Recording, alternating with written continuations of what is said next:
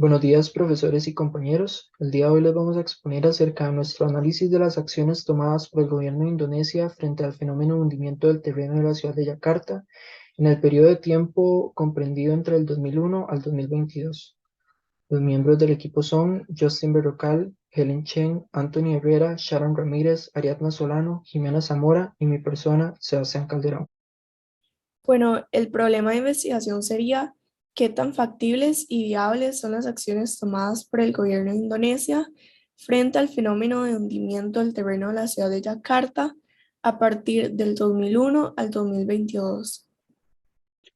El objetivo general es analizar la viabilidad de las acciones tomadas por el gobierno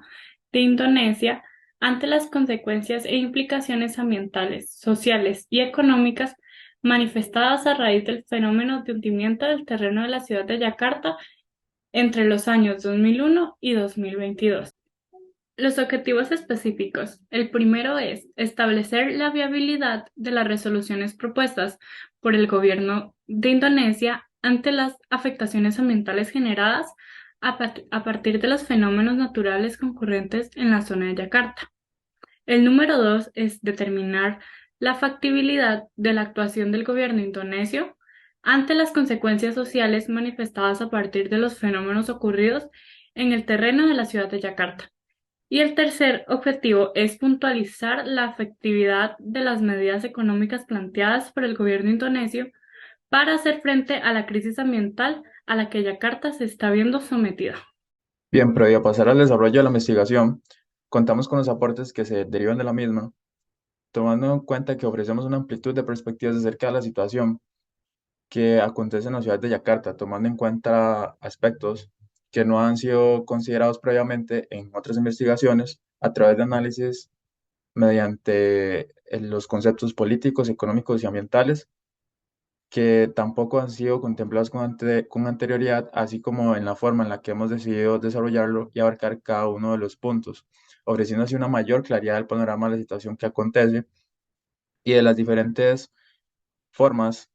analizando estos tres escenarios, las formas en las que se ha intentado dar solución al tema de los hundimientos en Yakarta y las consecuencias que se derivan de los mismos. En Yakarta, el hundimiento promedio ha sido de 7,5 centímetros por año. Sin embargo, en algunas zonas costeras, el hundimiento del terreno ha llegado hasta los 17 centímetros anuales. Esto a su vez genera constantes inundaciones que poco a poco van alterando el comercio internacional del país, ocasionando pérdidas de millones de dólares. De igual forma, la seguridad de más de 10 millones de habitantes está en riesgo y el desarrollo sostenible económico de la capital nacional de Indonesia está en juego. Por estas razones es que se ha despertado la preocupación del gobierno para implementar soluciones a estos problemas. El gobierno de Indonesia pretende implementar un proyecto denominado National Capital Integrated Coastal Development, que tiene como fin responder a la emergencia por el hundimiento de Yakarta, especialmente en el norte de la zona, que es la más afectada. Del mismo modo, este plan busca crear oportunidades de vida y nuevos espacios en la capital para más de 1,5 millones de los habitantes de las zonas de todas las clases sociales, en respuesta al limitado espacio disponible que tiene Yakarta. Este proyecto tiene un costo de inversión de aproximadamente 3,44 trillones de rupias, que se espera financiar mediante diferentes entes como lo son el Estado y empresas públicas o privadas. El plan del gobierno para lograr esto, para solucionar estos problemas, se divide en tres fases. La primera fase, que está enfocada en mejorar la existente protección que ya tienen las costas, así como reforzar y desarrollar el dique de 30 kilómetros de longitud y elaborar 17 islas artificiales de la bahía. La segunda fase está dirigida hacia los esfuerzos por elaborar el dique gigante exterior del oeste, mientras que la tercera fase se busca la construcción de dique gigante exterior del este. Esto para anticipar el hundimiento de la tierra en caso de que sea imposible evitarlo, como manera de reducir el impacto del cierre del este de la bahía. Parte del dique gigante exterior del este se va a ver acomodado en el peaje de Tangerang Bekasi, una zona cercana a Yakarta. Nuestro primer capítulo se denomina la viabilidad ambiental en los planes de Yakarta. Alrededor de las zonas de planificación de las construcciones se encuentra una gran cantidad de islas, tales como la isla Ayer, la isla de Kahyangan, el Fuerte Martelo o el muelle de la isla de Mar, como se puede observar en las imágenes. Dichas locaciones podrían presentar afectaciones durante las ejecuciones de las obras. Por ejemplo, restos de sedimentos, los cuales pueden ser movidos hacia estas locaciones, o afectaciones en el correcto funcionamiento de los ecosistemas que habitan en la zona. Aunado a esto, hay existencia de más lugares mayormente adentrados en el mar y en el cual habitan personas, como en las playas de arenas vírgenes, las islas de Tidung y o el Parque de los Manglares. Es importante resaltar que al llevar a cabo este tipo de operaciones como las que plantea el gobierno de Indonesia, implican forzosamente las alteraciones de los estados naturales de los lugares en los cuales se desarrollan los proyectos, así como la alteración de hábitats disponibles para las especies. Esto producto de la necesidad de espacio de construcción y esto tiene como consecuencia la disminución de estas zonas intermareales y submareales. Bien, a continuación se presenta un análisis FOA sobre la viabilidad de los planes de gobierno con respecto a la situación ambiental en la zona de estudio, en este caso Yakarta. Inicialmente se tiene el apartado de las fortalezas, en las cuales se destaca una prevención de desastres ambientales y sociales, ya que la construcción de este dique representa una forma de disminuir y de combatir el fenómeno ambiental que se presenta en la zona, la cual es la de los hundimientos. A su vez se presenta una promoción tanto de la economía como el comercio del país con la construcción del mismo, puesto que al alivianar esta situación, pues se puede reactivar de nuevo las diversas actividades económicas, ya que la zona de Yakarta pues es muy concurrida por puertos, el cual representa una forma de comercio muy relevante para el mismo. A su vez se presentan debilidades, las cuales se destacan implicaciones ambientales considerables con la construcción de estos diques, ya que los mismos no proporcionan un refugio para las diversas especies que habitan a su alrededor, por ejemplo, así como con las construcciones de estos se presenta una disminución en la presencia de pibionta en la zona, en consecuencia una disminución de la biodiversidad. Ahora bien, estos datos se pueden ver respaldados en fuentes como las de Gitman, Dogan y Hoover,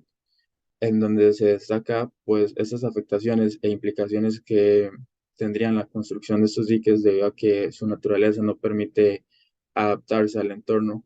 o los organismos de la zona no pueden adaptarse a la naturaleza del mismo. A su vez se presentan amenazas en cuanto a financiamiento del plan, debido a que las construcciones de este dique pues, pueden representar un posible endeudamiento por parte del gobierno o, como es el caso, una posible desviación de fondos ante potenciales proyectos a favor de la protección ambiental de la zona.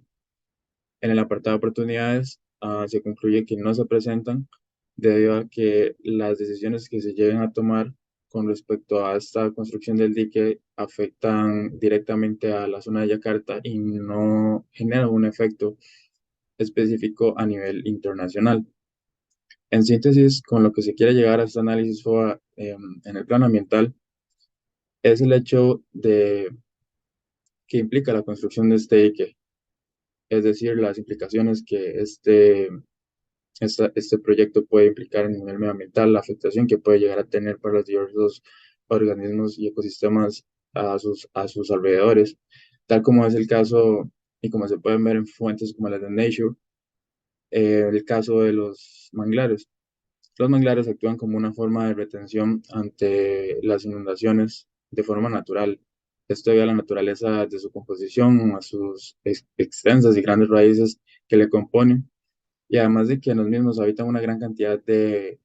organismos, de manera que las construcciones de estos diques definitivamente afectarían el ecosistema de la zona y además provocarían o incluso podrían desembocar en un empeoramiento de la situación debido a que se estaría eliminando esta barrera protectora natural en el lugar. Bueno, continuando con el capítulo 2,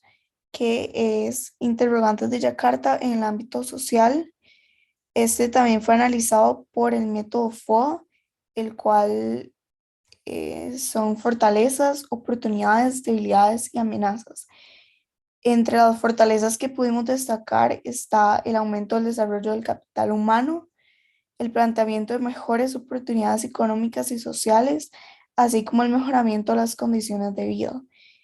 Entre sus oportunidades está el desarrollo del capital humano. Siguiendo con esto, las debilidades, la planificación inconclusa que tuvo el gobierno, así como el tiempo para llevarlo a cabo.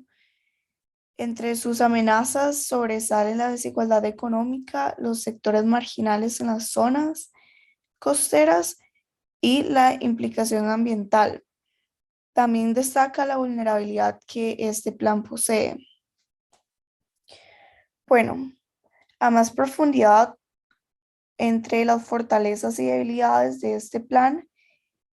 un punto de fortaleza que tiene el aspecto económico del plan es el traslado del capital a Indonesia, es el fuerte respaldo de inversionistas hacia dicha iniciativa. Esto ya que el 20% del costo será dado por el gobierno. Sin embargo, el 40% restante será proporcionado por empresas y actores privados. Asimismo, se dice que proveerá un crecimiento sostenible más allá de la isla de Java. Continuando con las debilidades que estas también poseen, como se puede observar en el cuadro, es el alto costo de trasladar a millones de personas, a pesar de que el gobierno está haciendo todo lo posible para conseguir inversiones extranjeros. Igualmente, el tiempo previsto para la recaudación de fondos y la realización de proyecto es un factor que juega en contra de la iniciativa. Esto ya que si bien se pensaba que era suficiente tiempo para obtener y realizar dicha idea entre los años del 2015 al 2024, a 2 años de concluir con el tiempo establecido, se puede observar que no fue un lapso suficiente para lograr lo propuesto. Haciendo referencia a las oportunidades que este plan de gobierno aporta al aspecto social, en Indonesia se debe tomar en cuenta el desarrollo del capital humano, ya que si se lleva a cabo dicha movilización de la capital, esto supone a su vez un aumento en el desarrollo social en Nusantara, que sería la nueva capital, ya que esta ciudad pasaría a transformarse en un nuevo importante centro político, financiero y comercial para Indonesia. Esto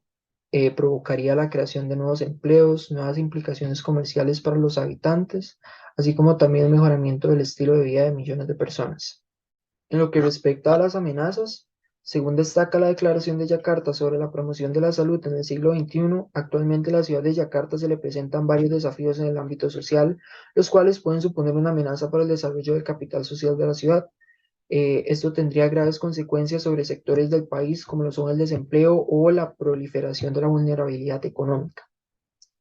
Partiendo de esto, Yakarta se verá afectado principalmente por amenazas internas, como lo son las tendencias demográficas de la ciudad y la situación de marginalización actual en la que vive un porcentaje de personas. En lo que respecta a la situación demográfica de la ciudad, se considera una amenaza, ya que la sobrepoblación actual tiene importantes consecuencias sobre el correcto desarrollo social de la ciudad. Estas consecuencias radican desde la sobresaturación del sistema de salud hasta el desempleo. Por otra parte, las zonas de marginalización representan una amenaza ya que las personas pertenecientes a estos sectores se ven vulneradas por el narcotráfico, la violencia y el uso de drogas, lo cual tiene un impacto negativo en el correcto desarrollo de los habitantes de Yakarta. Además de esto, una movilización de la capital del país supondría la producción de contrastes económicos importantes en esta región a causa de las modificaciones en el desarrollo de capital y económico de la ciudad, lo que a su vez se traduce como una mayor afectación tanto económica como social para la población de Yakarta. Capítulo 3. En este capítulo vamos a hablar sobre la economía de Indonesia. Bueno, el país de Indonesia se sitúa como una de las economías del sureste asiático que mayor crecimiento económico experimentó tras el estallido de la crisis asiática que ocurrió entre 1997 y 1998. Bueno, esta crisis asiática produjo una crisis en la economía de Indonesia, ya que propuso un decrecimiento del 13,5% en su Producto Interno Bruto de 1997 a 1999. A pesar de dicha circunstancia, después de varios años intentando recuperar la estabilidad económica con la que venían, la economía en Indonesia obtuvo un aumento desde los 400.000 millones en los primeros años del siglo XXI a los casi 1,2 billones en el 2018, como se puede ver en esta tabla. Muy bien, como ya se ha resaltado a lo largo de la investigación, el gobierno actual de Indonesia continúa con la propuesta del traslado de su capital de Yakarta para el 2024 debido a problemas de sobrepoblación y condiciones demográficas que están siendo afectadas constantemente. A pesar de que este plan suena ideal para mejorar la calidad de vida de los ciudadanos indonesios, hay que señalar que es un plan masivo el cual ocupa una inversión muy grande para llevarse a cabo. Según el presidente actual de Indonesia, esta reubicación espacial costará alrededor de 466 billones de rupias indonesias, lo cual es aproximadamente unos 28.400 millones de euros, los cuales, según el esquema de financiación del gobierno, serán sufragados por el presupuesto estatal regional, la empresa de propiedad estatal, la empresa de propiedad regional y algunos sectores privados. Bueno, retomando, crear una capital sostenible desde cero para trasladar y reubicar a millones de habitantes no es una tarea sencilla en términos económicos, por lo que el gobierno provincial y otros gobiernos han tomado distintas medidas para obtener el financiamiento necesario. Em, los datos han mostrado que el gobierno estará financiando 20% de la obra, sin embargo, el 80% restante será por medio de proyectos públicos y privados, al igual que inversiones extranjeras. Para esto, el presidente de Indonesia se encargó de organizar un comité conformado por grandes actores, como el príncipe de Abu Dhabi, el CEO de SoftBank, Masayoshi Son, y Tony Blair, que es el ex primer ministro británico, con el fin de promover la inversión extranjera al proyecto de Nusantara, el cual es el proyecto de la nueva capital. Si bien estos actores han hecho que se sumen otros inversionistas como Japón, Medio Oriente, Norteamérica y Europa, existe también la amenaza de China, que preocupa a los indonesios, ya que esta potencia al posicionarse como un inversor o patrocinador de dicho proyecto automáticamente obtendría poder e influencia sobre Indonesia, lo cual para un futuro puede ser un factor de riesgo, ya que este puede llegar a explotar dicho territorio. Ahora bien,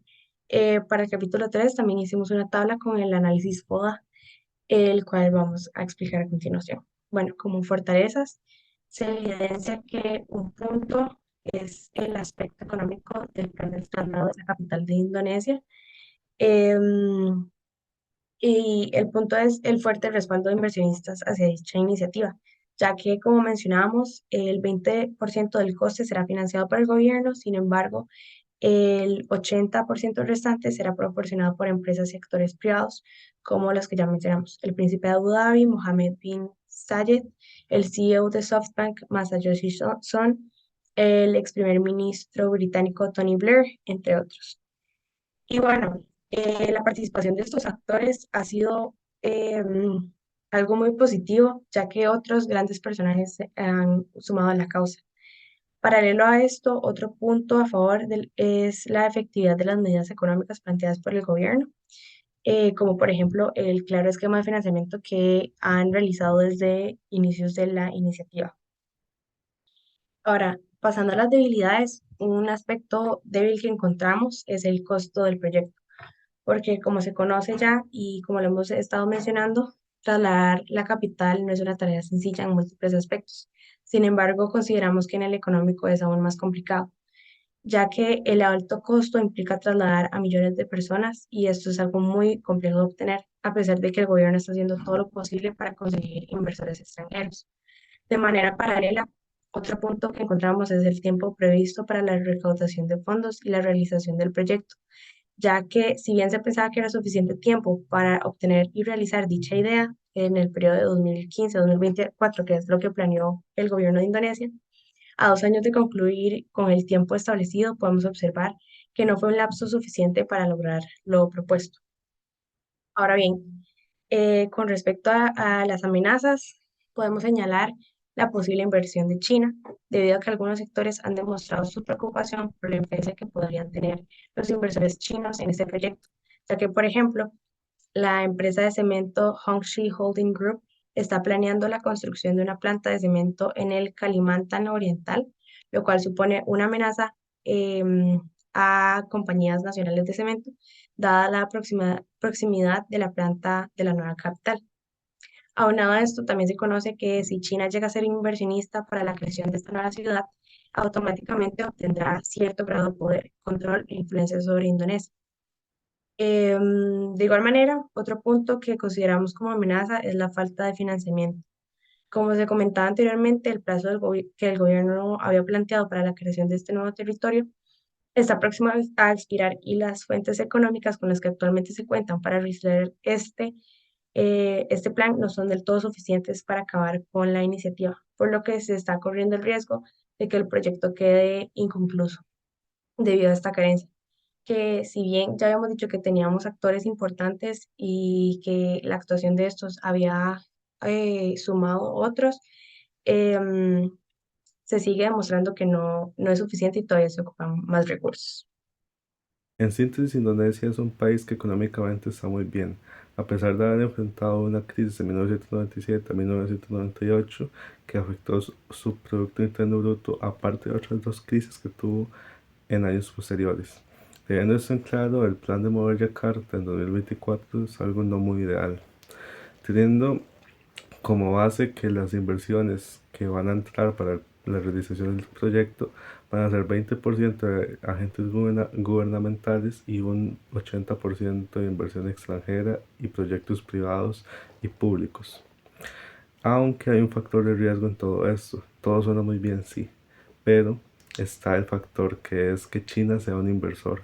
porque esto puede perjudicar geopolíticamente a esos dos países, ya que China puede entrar en busca de territorio en Yakarta o en territorio de Indonesia. Por tanto, se puede concluir que por el hecho de que Indonesia está muy bien, aunque el plan es algo muy complicado de hacer, es un verdadero reto, se puede llevar a cabo porque en base a lo ya expuesto, se puede decir que hay muchos puntos por mejorar el plan, sí, pero en definición es algo que sí es viable y que siempre se puede llegar al éxito del mismo. Por último, estas serían algunas de las referencias bibliográficas utilizadas en la presente investigación.